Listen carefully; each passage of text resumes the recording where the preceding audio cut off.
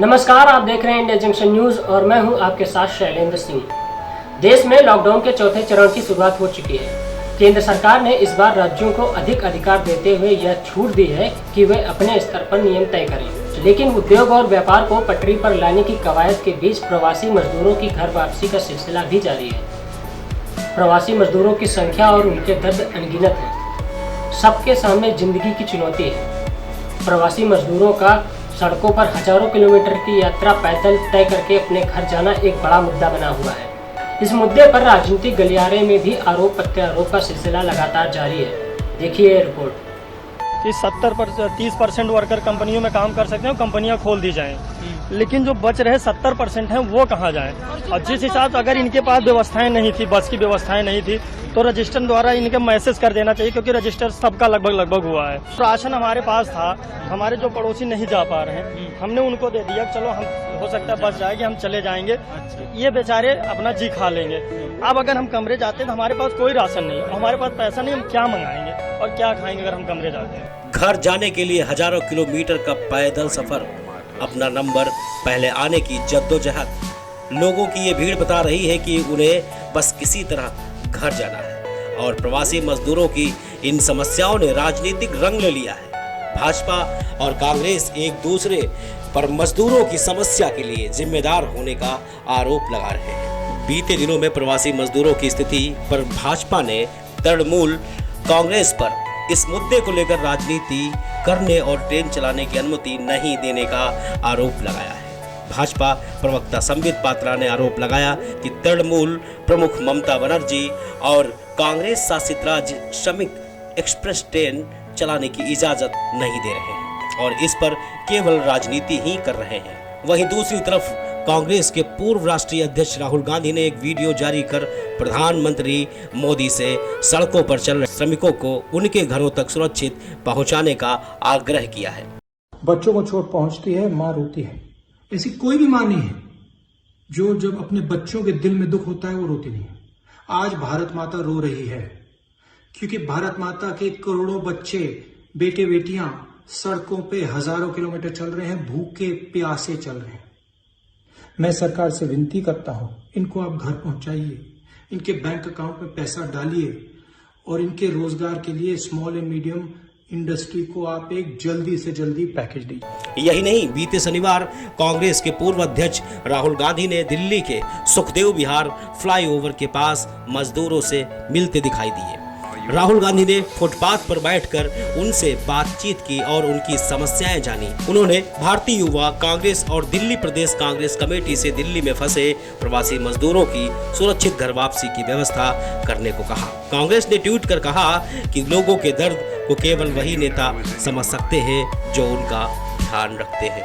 रविवार को जब वित्त मंत्री निर्मला सीतारमण आर्थिक राहत पैकेज की 5वीं किस्त की जानकारी दे रही थी, तब उन्होंने पैदल घर जा रहे प्रवासी मजदूरों के मुद्दे पर विपक्ष को घेरा। वित्त मंत्री ने कहा, प्रवासी मजदूरों के मुद्दे पर हमें मिलकर काम करना होगा और मैं सोनिया गांधी से हाथ जोड़कर अपील करती हूं कि इस मुद्दे पर राजनीति ना करें। उन्होंने राहुल गांधी की उस तस्वीर पर भी सवाल उठाए जिसमें वह सड़क पर बैठकर प्रवासी मजदूरों से बात कर रहे थे।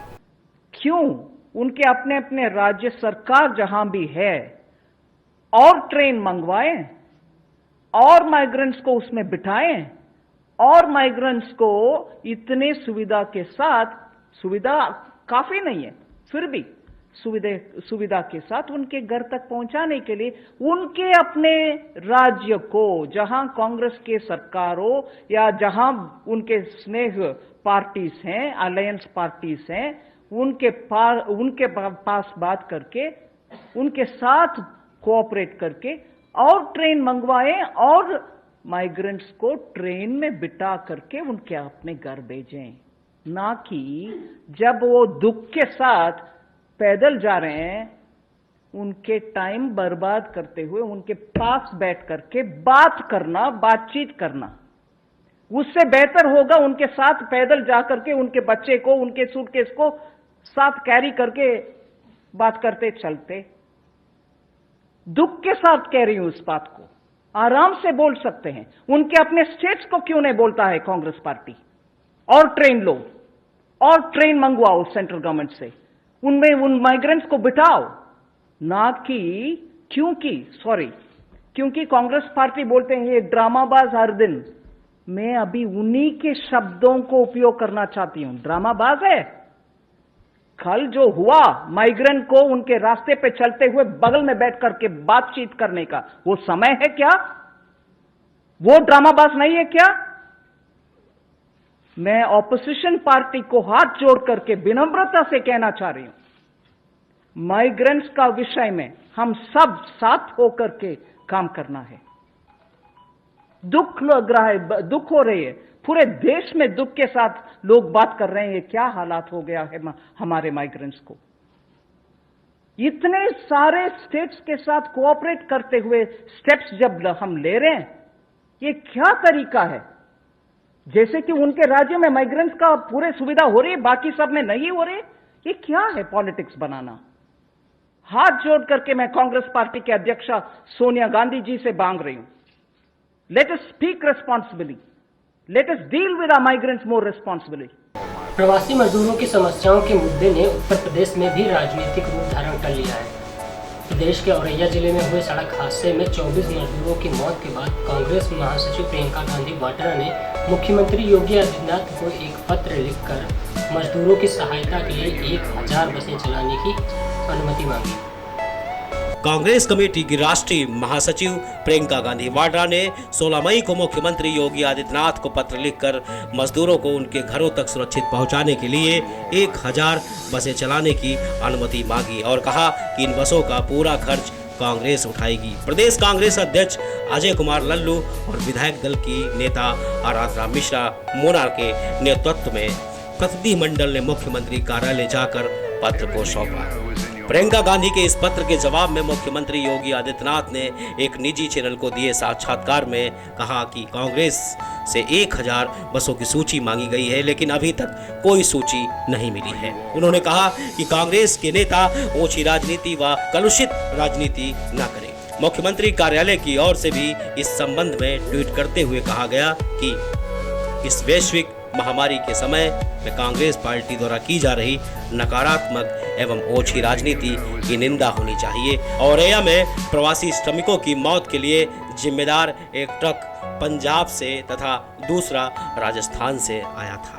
एक अन्य ट्वीट में कहा गया कि सरकार प्रवासी श्रमिकों की सकुशल वापसी के लिए पूरी तरह प्रतिबद्ध है। कोरोना संकट में अगर कोई संस्था अथवा दल सहयोग देने में रुचि लेना चाहता है तथा प्रदेश सरकार को सूची भेजेगी तो अवश्य उन्हें अनुमति मिलेगी, इसका स्वागत भी होगा। इसके बाद रविवार को ही प्रियंका गांधी ने एक बार फिर योगी सरकार से बसों की संचालन की अनुमति मांगी।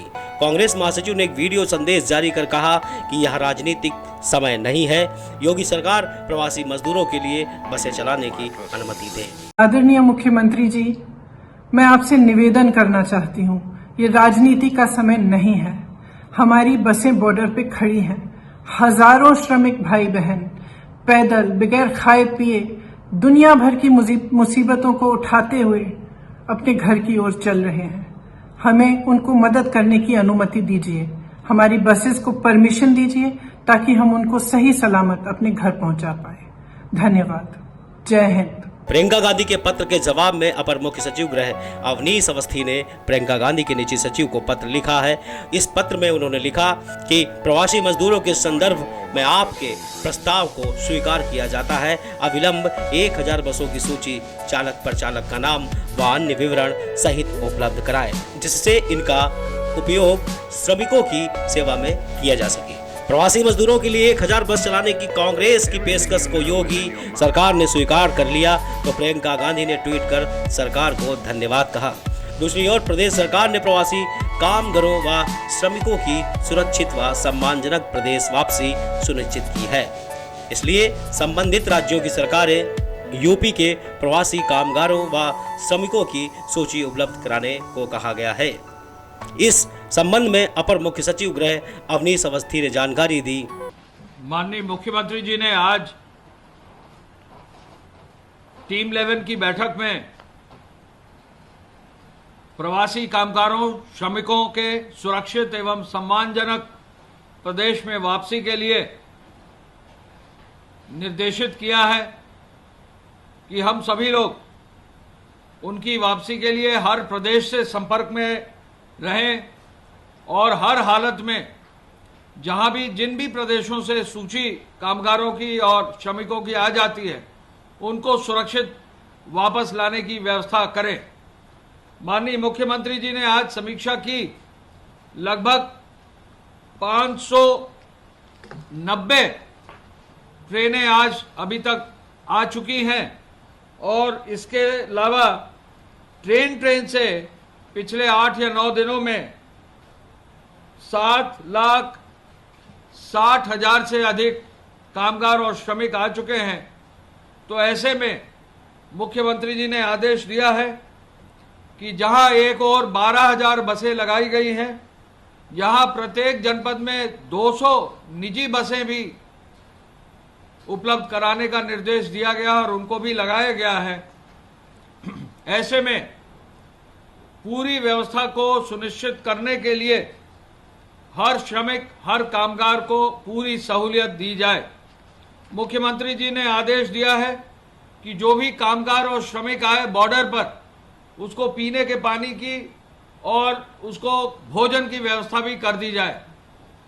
कई जनपदों के बॉर्डर पर व्यवस्था कर दी गई है, उसको और बेहतर करने का उन्होंने निर्देश दिया है और ये भी कहा है कि टेंट लगा दिया जाए, वहां पर बैठने की छाजन लगा दिया जाए और वहां पर जो भी श्रमिक आए, कामगार आए, उसको बैठाकर वापस लाएं, सुरक्षित उसको लाने के लिए स्क्रीनिंग करें और सम्मानजनक ढंग से उनको जो है व्यवस्था के अनुरूप लाएं।